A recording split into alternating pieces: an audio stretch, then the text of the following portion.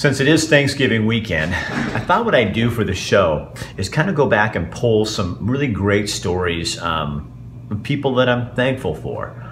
Stories that we got to do because they're amazing people. And I think on a weekend like this, you just want to sit down. Well, we have some sponsors as well in here, but I think you want to sit down and have fun and think a little and enjoy yourself. So we're going to show some different stories. I'm also going to show you all three of the Habitat for Humanity stories on the Martinez family. So you'll get to see them throughout the show from start to almost finished. And then in the next couple of weeks, we'll be shooting the final Martinez family when they actually get to move into their house. So I hope you had a good Thanksgiving. The new work week's coming, but don't go too fast. Sit down and just watch this and enjoy yourself. And think about how thankful you are that there are people like this in the world.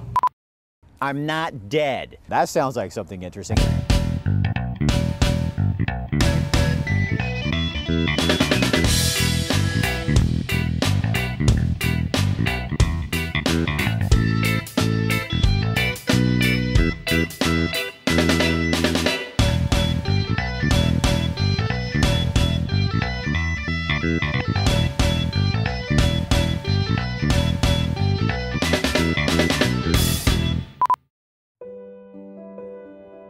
We've definitely been ready to get out of this house for a long time now. Andres and Brenda Martinez understand what it means to be trapped. Right now we're sharing the house with my mom. Sharing helps save on rent, but with two small children, 5 years is a long time to share. But that's not the only problem with living here. We were only able to put their beds over here because one, they have mold problems inside. It's not insulated well, and there's a lot of old windows in the back of the house and old doors on it, so there's leaks everywhere.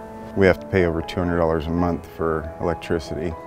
But the biggest problem is the feral cats in the neighborhood that make the yard unsafe for the children. It's disgusting, and that's so unsanitary for kids to touch that. That's what they do, just wandering on the sidewalks. And we have a little wood patio in the back, and that's the only part of the backyard they can use is that wood patio. Andres and Brenda were so close to getting a down payment on their first home when Andres discovered he had cancer. The medical bills took all our savings and my medical problems. Not only did we have to spend all my money, but now I can't make as much because I can't work as much. To better his chances of survival, Andres had a difficult surgery done that left him with a lot of side effects. For a time, it seemed their dream for their first home would never come true. After we got into Habitat and the down payment savings plan thing that we started the IDA account, that's when we realized, okay, now we can finally put the rest of our money towards the medical bills, get that wiped out, and start with a clean slate.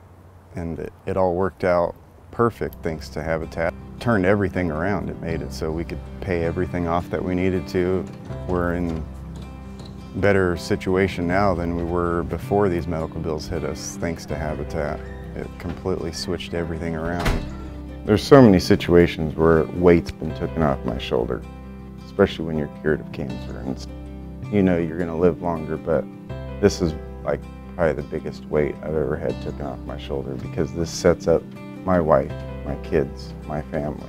Whether cancer comes back or something comes to take me away, I know they're safe.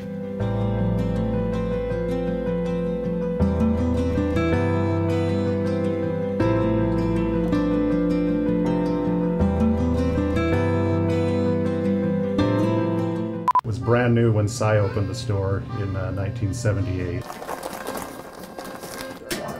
50 pounds of flour when we make the dough. It actually makes about 100 pounds of dough. We do this every day. Figure over 37 years, we've probably made 13,000 batches of dough or more.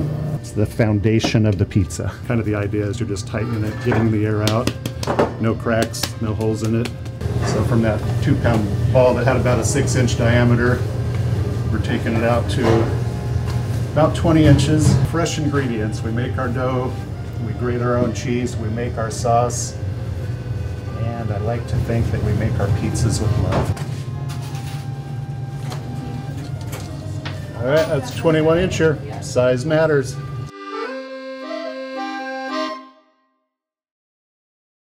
This next guy we're going to introduce you to is a story of, what people don't see in other people because of maybe a different ability that they have.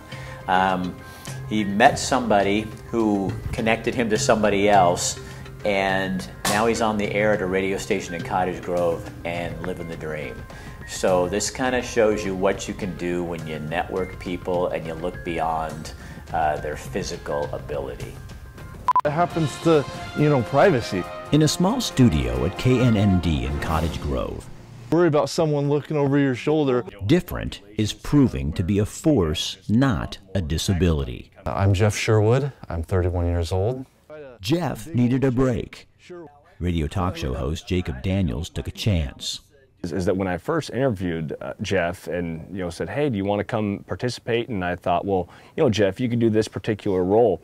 I never in a million years thought that he would be actually talking on the radio and at times filling in for me when I'm not here. He brought me on board, and from there it's been phenomenal. It's kind of given me a sense of purpose. Purpose is vital to each of us. I think that's the case sometimes. People that don't really know me, they might see the way I walk, or sometimes the way I express myself. I might not always be as articulate as I could be, and because of my learning disability, I feel that sometimes I am a bit misunderstood. KNND station owner Cameron Wrighton is no stranger to the world of disabilities. Cameron is blind. All three of us on this show, we have different obstacles that we have to overcome personally. If I was worried about being misunderstood, I never would have taken the plunge. A break is hard to find. This is a guy that has a journalism degree from the University of Oregon, and he's, kicking and screaming trying to find work. And I recognized real quickly that it wasn't for a lack of credentials, it's just because he's a little bit different. I was 2.5 months premature, so I think I've definitely overcome a lot of obstacles, and I've went on to do a lot of great things. And I still have a lot to accomplish. He's becoming more and more of a contributor to our program, and to me that's great, because once he is able to do something in sports, which is his true passion, he's going to be able to learn the different aspects. It's helping him learn to be a good reporter one day. I guess it's the drive of wanting to survive and prove my doubters wrong, and prove the people that do support me that it was all well worth it. A lot is said inside this little radio station. Yeah, this was great. I enjoyed it. Oh, good. Always a pleasure. But perhaps even more important is what is unspoken, what is lived. Compassion.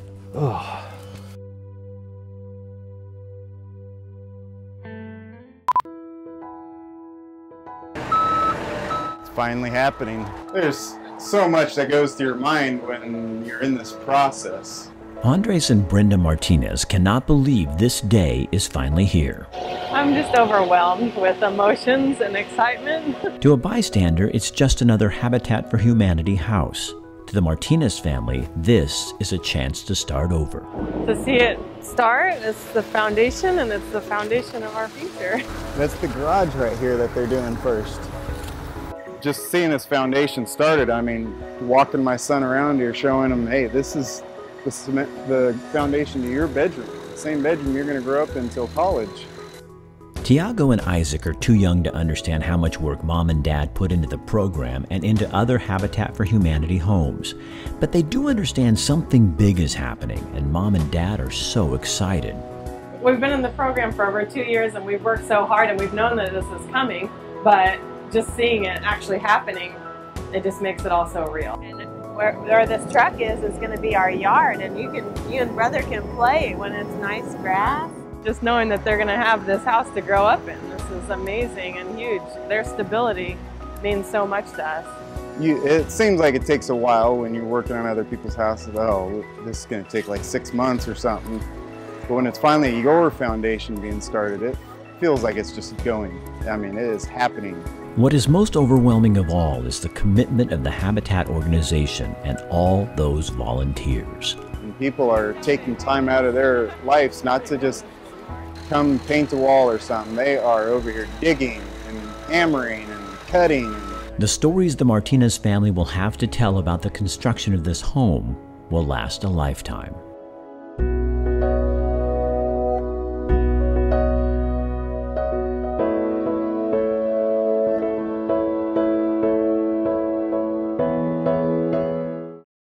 It's a great way to build relationships.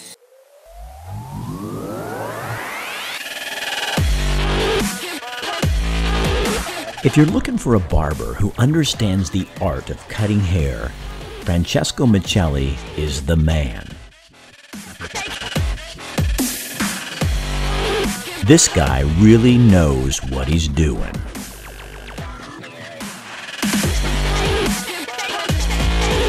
He takes his time, he understands his customer, and he knows what makes you look good.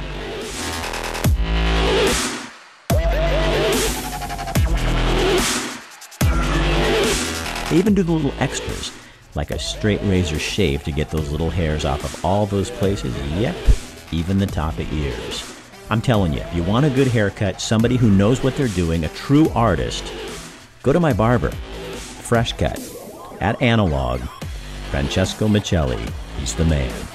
541-357-6903. You'll love it. Did you hear the news? McDonald's now offers all-day breakfast. People love our breakfast. Whenever they want it.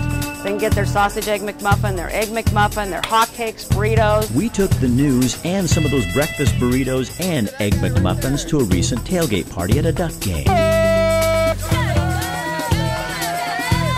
So guys, did you guys hear that McDonald's has breakfast all day now? Breakfast all day at McDonald's? I mean, I will give you some fresh McDonald's breakfast because now you can get it all day. I'm loving it. Breakfast all day at McDonald's. Burrito? All day. It's 110 breakfast all day. Go! Go get your breakfast! You hear there's breakfast all day at McDonald's? Breakfast all day? You've got to be kidding wait, me. Wait. I thought it was until 11. Hey, McDonald's! Thanks for the breakfast! Go Ducks! That's right. What I want. All day, every time of the day. Oh, I'm starving. Yeah.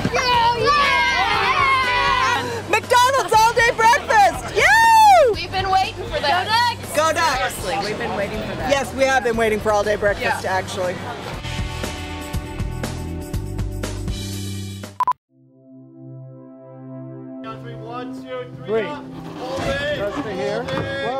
The walls are going up and the Martinez project is finally starting to look like a home. 4 different religious congregations are sponsoring this project. This was at a call out at Temple Beth Israel, and it was the first time our community has ever been involved in a build. Yeah, we're pretty tight over here. Keep scraping. It really does take a community to raise a home. Couldn't do it without you volunteers. Over 40 people responded saying they were interested in being involved. When I heard interfaith, it never clicked in my head. I just thought it was all Christian churches. We feel the love, and going to these different churches and visiting all of them, like they are just so sweet and kind and welcoming to us. The first one that I read when they were up there is, "As for me and my house, we will serve the Lord." It's more about getting our congregation involved and being involved more with the community. It's just a great feeling with all the faiths communities coming together like that. Brenda and Andres have visited each of the 4 congregations sponsoring their home.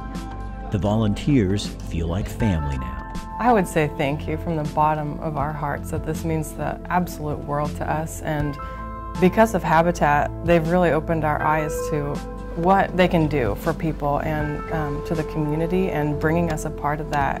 It's more than just a thank you. I mean, I honestly am speechless when it comes to the fact that in churches that work so hard to get this money, donate that money, and not only donate that money, they show up on the job site and start helping too, and start nailing. There's good people in every community you go to, any group, any religion. It doesn't matter where you go. I mean, I honestly don't know how to thank them.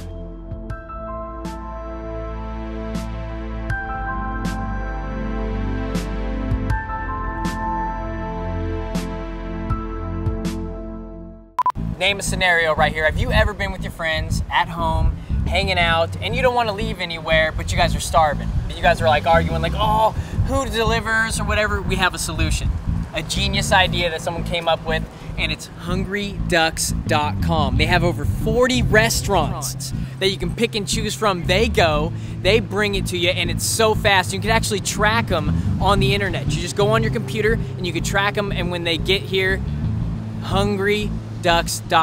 It's genius. We interrupt this Alaska special. I just wanted to say that because it sounds like the big TV days, like we're interrupting. I want to tell you about the best Mexican food in all of Western Oregon, Ranchito Grill over in Springfield. It's right off of Mohawk, next to the McDonald's right there. And I'll tell you what, Abe and his crew just know exactly what to do when it comes to Mexican food, and they also know how to treat you. You know, like you want to go to a restaurant where you feel like people are really helping you and serving you, and they're just so gracious that way. Every month, we give away 2 free dinners to Ranchito Grill, and all you have to do is go in there, have your dinner, and then put your name and a phone number, and you'll see a Rick Dancer TV box. You just drop it in the box, then we draw.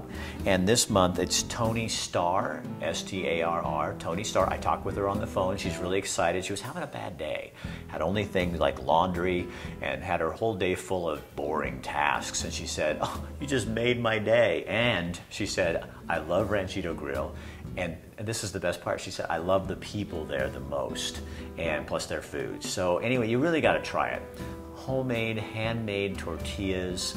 I mean, it's just a great place, and they have great drinks and all kinds of stuff. So when you go in, just tell Abe that, you know, yeah, we saw you on Rick Dancer TV, and he'll say, thank you, amigo.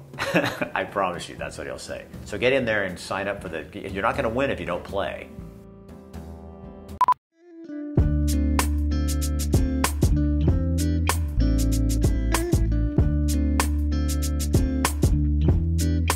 I'm Rick Dancer. Welcome to What's Happening Downtown. And what's been happening downtown for 40 years is the Wow Hall. And joining us is Kaylin Kelly. And we've been talking about this before you guys got here because you're late. And I didn't know where the name came from, the Wow Hall, and what the history is. Tell us a little bit about that. Well, yeah, the Wow Hall is the Woodmen of the World Hall.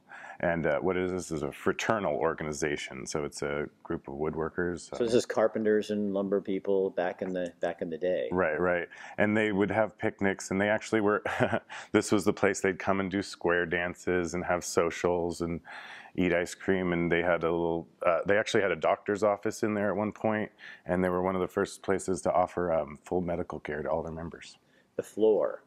Most of us have just danced on it, so we didn't really pay attention to looking at it while we were there. No, and when they built it in 1932, it was the most modern building in all of Eugene. You know, they're all craftsmen, woodsmen, so the floor is meticulously crafted. It's our like kind of centerpiece. The building itself is on the National Historic Registry. And one of your kind of your motives for being around as a Wow Hall is to take care of that building and that history of that building. Kind of tell people what you guys are going at. Yeah, our mission statement really, like the first part of it is to maintain the historical preservation of that building. And then secondly, it's to be a place for cultural art and music. And then also to nurture local artists and provide a space for them in their creative endeavors. And that's really what you are to Eugene. I mean, don't you? I mean, people, you don't have to explain the Wow Hall. You just say the Wow Hall. I wish everyone felt, you know, as strongly and clearly about the Wow Hall. But no, I mean, you know, it's been there for 40 years, and before that, it was there for, you know, another 30, and it's going to be there for a long time. And so it's a landmark, but not everybody understands it. Like, you know, when I first mentioned it to you, you didn't know what the WOW stood for other than, wow, this place is cool. Yeah, no, it's just where you go for concerts and neat hangouts like that. Now, is it getting harder in this community because we're becoming a bigger town, more competition, more things out there? Do you guys, you want to keep doing that old mission statement where you're giving new talent and people a chance here? Well, you know, the organization was founded in 1975, and the city was going to sell the building and get rid of it, you know. And at the time, they really wanted a place for people to be able to, you know, showcase their artistic endeavors. Right. And for 40 years, that's what it's been, you know. And in in the course of that, we've also been able to bring in artists from around the world. And you guys are having a big to-do and a big party because you're going to celebrate this 40 years. And, Sure. and so who are you bringing back? Right. Well, so for us, the big names in a lot of ways are the local acts, you know. Oh, yeah. The Cherry Poppin' Daddies. That's going to be so awesome. Who've been playing for almost 30, probably more than 30 years at the Wow Hall.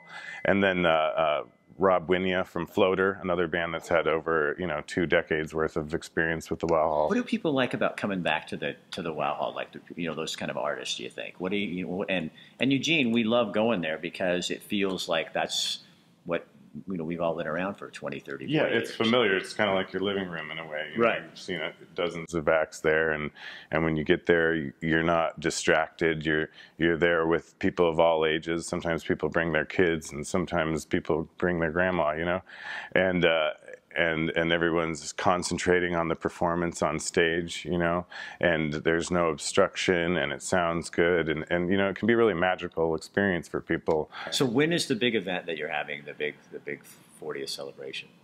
December, well, we've got kind of, basically a whole week there, December 10th, 11th, and 12th. But on the 11th, we have the Daddies and Rob Winia playing. And then on the 12th, we have our membership party, which we have every year where all of our members come. We get donations from almost 100 local businesses, local restaurants. They donate a meal, a plate, whatever. And so we set up this big buffet, and people line up, and they fill their plates with all this stuff from all the local restaurants. And then we have local bands play. This year's event, we have Scotty's band, or not Scotty, Caravan, which is going to be playing Van Morrison songs. Oh, okay. And then Steel Wool, Glenn Falkenberg, Olive Del Sol, Steve Ibach, Laura Kemp, John Shipe, Peter Wilde, Dave Hicks. They're all going to be performing a couple songs, but we're just kind of trying to bring a lot of the acoustic performers that played and give them all just a moment on the stage to celebrate with us our 40th anniversary. Well, Kalen, thanks for joining us and telling us more about the Wow Hall. See, after I've been here for 25 years, and now I have a fun fact to talk about the Wow Hall. This is the story of Jaya, a Springfield boy who lives with more pain and discomfort than most. But this is not a sad story. It's a true story, a story of life and decisions, some that work out and some that don't. He's pretty much every part of his body is affected. I met Jaya years ago at Mount Vernon Elementary School in Springfield. Jaya is one of the bravest people I've ever met. So is life hard for you? No. And yet to other people it would seem hard, wouldn't it? Yeah. Because it's just normal to you? Mm-hmm. Jaya's difficulties started at birth, and to describe them medically is not what this story is about. His mother sums it up this way. His brain, his gastrointestinal, stomach, bowels, bladder, bones, spine, everything is affected. The least of Jaya's problems is the one most of us notice first. He's never had the use of his legs. A few years ago, his mother made a difficult decision. Jaya's legs were amputated so that he could walk and be more mobile. It was the hardest decision I've ever made. I knew that it would benefit him, but it's still, when there's so many people that just don't understand it and are against it just because they don't understand. And because remember when I came to the hospital and your legs had just been amputated and you kind of had hope that you were going to walk. That didn't really work out, did it? For a couple of years, Jaya walked with prosthetic legs, but something unexpected happened. I wish I could walk still. That was kind of cool being up on legs? Yeah. But why can't you? Because my hips are too tight. So it makes it a lot harder to use the legs. So what do you, as a 10-year-old kid, what do you learn from that? Some things I'm just not going to be able to do. Is that hard? Sometimes. It is difficult to face limitations. It's difficult to keep smiling and laughing and living when life doesn't go our way. But Jaya makes it look so easy.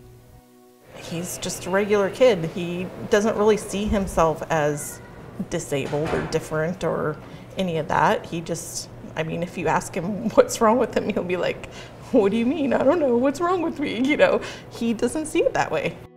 27 surgeries, and he's only 10 years old. And this is Jaya's normal. He's a kid. Because you don't know any different. This is really normal.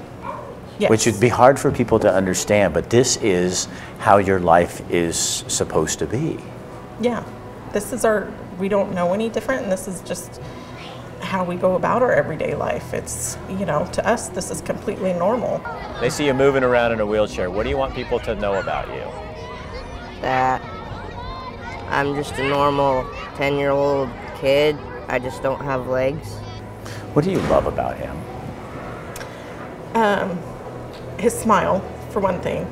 I just love that every day he smiles no matter what. And when you look at him and you look in that smile and his eyes, it's just, there's a spirit there that's undescribable. I can't describe it because it's just the spirit that is engaging and, you know, just draws people into him. It's kind of funny. Our kids tend to be our best teachers, don't they? If we let them, they will bring out the best in us. So did his disability, alleged disability, / special ability, really allow his mother to find her ability? Yeah, he did. I never, before he was born, never would have thought I would be a nurse. I mean, taking care of him empowered me to realize what I could do, my potential, and that I went to school and was able to get my nursing license because of my experience taking care of him. They asked, like, why don't I have legs? Or what happened? What do you tell them? Either tell them I had surgery or I was born like this. Don't feel sorry for us. Don't have pity and, you know, say, oh, I'm so sorry this happened, because I'm not sorry, because I can't imagine my life without him, or, you know. To me, it's not that much different not having legs. I can still do anything else that a 10-year-old could do. You don't want people to feel sorry for you. I don't feel sorry for you. I never have. I admire you, though. You know why? Because you're tough. And you're kind. And you're a decent guy and you care about people. I think that shows more strength than having a pair of legs, don't you? You're a good man. How many times have we done this? A lot. Like 100 times, huh? Okay, ready? You're awesome. Thanks, man. Thanks for letting me talk to you. I appreciate it. Glad to see you're doing well. One last thing I want to remind you about is Rick Dancer Media Services. We do a lot of things, everything from social media to videos for YouTube, videos for our show, videos for your website. We can produce a show from your location. Give us a call, we're really reasonable, and we want to get the message out and help you. And so give me a call, my phone number is right there on the screen, or go to my website, rickdancer.com or rickdancer.tv, and let me know what we can do for you, and let's chat.